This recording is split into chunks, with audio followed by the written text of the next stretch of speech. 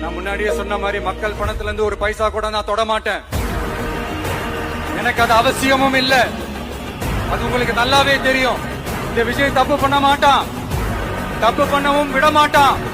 அது யாராக இருந்தாலும் சரி, என்னோட கவர்மெண்ட்ல என் கூடவே இருக்கிறவங்களாகவும் சரி விட மாட்டான்.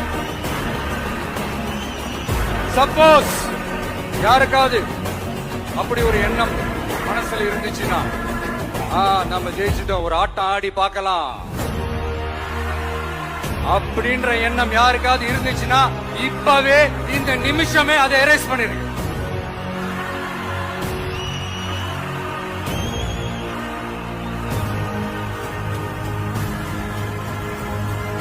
இந்த ஒரே சென்டர் தான் என் தலைமையில் உண்டான சென்டர்.